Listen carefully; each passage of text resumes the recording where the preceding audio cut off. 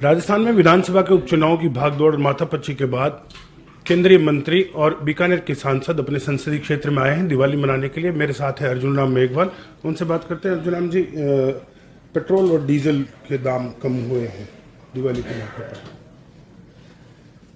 देखिए, ये जैसे पेट्रोल और डीजल का विषय कई दिनों से चल रहा था, हम लगातार राज्य सरकारों से भी बात कर रहे थे और राज्य सरकारों से जो इनपुट आया और जो जनता से इनपुट मिला उसके आधार पर, क्योंकि पेट्रोल और डीजल के जो दाम निर्धारित होते हैं वो अंतर्राष्ट्रीय जो मानक, अंतर्राष्ट्रीय बाजार, अंतर्राष्ट्रीय परिस्थितियां, उसके आधार पर होते हैं। कोई भारत में एक जगह ऐसे दाम निर्धारित होते हैं ऐसा विषय नहीं है, पूरे देश में ऐसे ही दाम निर्धारित होते हैं। तो जो केंद्र सरकार की जो एक्साइज ड्यूटी है वो कम हो, राज्य सरकारें वैट अपना कम करें, इस विषय में जो शुरुआत कल केंद्र सरकार ने की है प्रधानमंत्री मोदी जी के नेतृत्व में, वो एक अच्छी पहल है।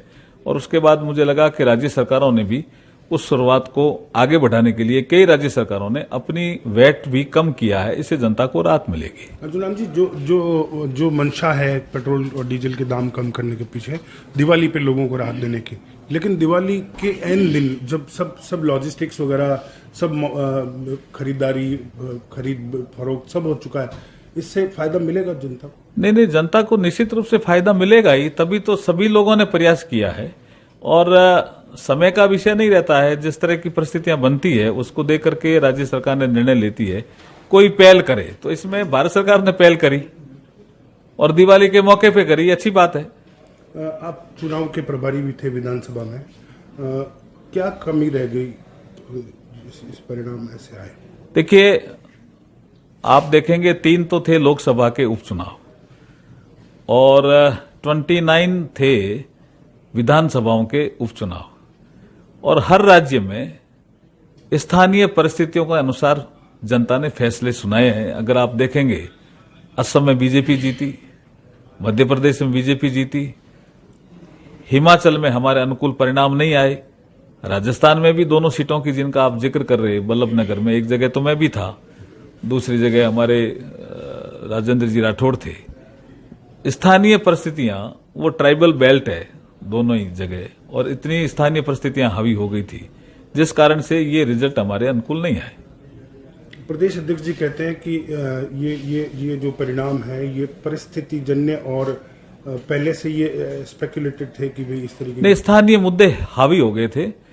देखिए, वैसे अगर वोटों का डिवीजन देखें तो आप अगर तीनों का डिवीजन मिलाएं तो हम आगे जाते हैं, और अगर उदयलाल जी डांगी जो पिछली बार हमारे सिंबल पे लड़े थे उनको और हमारे हिम्मत सिंह जी झाला के रिजल्ट को मिलावें तो भी हम आगे जाते हैं।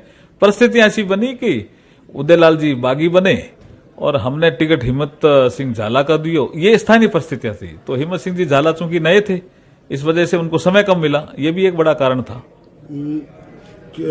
जो दिवाली के जस्ट बाद में अब आपके पास उत्तर प्रदेश के चुनाव की भी जिम्मेदारी है, किस तरीके से देख रहे हैं? प्रियंका गांधी लगातार वहां पर हावी होती नजर आ रही।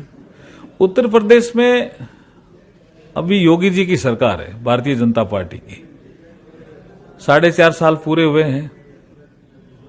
पूरे प्रदेश में इस 4.5 साल में जो काम हुआ है उसमें जो इशू सेट हुए हैं, एक तो इशू सेट हुआ है कि योगी जी के नेतृत्व में यूपी में लॉ एंड ऑर्डर सुधरा है। इसको हमारे विरोधी भी मानते हैं, इवन कहीं न कहीं प्रियंका गांधी को भी स्वीकार करना पड़ रहा है कि लॉ एंड ऑर्डर तो सुधरा है। गुंडे जो बहुत खुले रूप से ये अपराध करते थे उन पे अंकुश लगा है, और माफिया राज जो यूपी में होता था, बहन बेटियां निकल नहीं पाती थी रात को घर से बाहर, उनमें एक सुरक्षा की भावना आई है और लगा है कि योगी जी के पीरियड में हम सुरक्षित हैं। ये तो सब जगह गया है, ये विषय तो मैं भी वहां देखता हूं। दूसरा एक जो बड़ा विषय जो योगी जी के पक्ष में मैं मानता हूं, प्रधानमंत्री मोदी जी की जो नीतियां थी उसको इंप्लीमेंट करने का काम योगी जी के पास था। जैसे मैं बात करूं पीएम आवास इतना तेजी से यूपी में मिला है, आप कल्पना नहीं कर सकते हो। कई जगह तो लाभार्थी सम्मेलन में मैं भी गया हूं, मैं आगरा भी गया, मैं मथुरा भी गया, मैंने देखा है कि इतने अच्छे पीएम आवास बने उससे पहले नहीं बने थे। तो गुड गवर्नेंस और डेवलपमेंट, साथ में कानून व्यवस्था की जो स्थिति सुधरी है, इसमें प्रियंका गांधी कुछ भी कर ले, वो तो अभी रेस में ही नहीं है जी। वहां रेस में जिनको हम मानते हैं वो सपा, लेकिन उसमें लीडरशिप क्वालिटी नहीं है, परिवार बिखराव है उनका। मुलायम सिंह जी अलग चलते हैं, अखिलेश यादव अलग चलते हैं, शिवपाल यादव अलग चल रहे हैं, और फिर बसपा।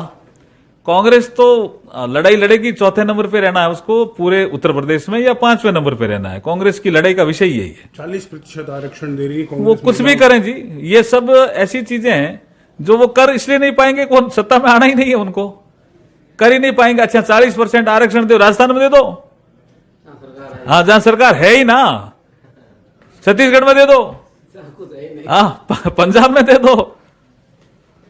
तो कुल मिलाकर आप मानते हैं कि यूपी उत्तर प्रदेश भारतीय जनता पार्टी सरकार बनाएगी। दो कारण है जी, एक तो योगी जी की छवि ईमानदार नेता के रूप में उभर करके सामने आई, एक लॉ एंड ऑर्डर को जिस तरह से डील किया, जिस तरह से कोविड मैनेजमेंट को, 22 करोड़ जनता है साहब, कोई छोटा राज्य थोड़ी है। और वो भी हम 2011 की सेंसस से कह रहे हैं, हो सकता है ज्यादा हो, 25 करोड़ हो।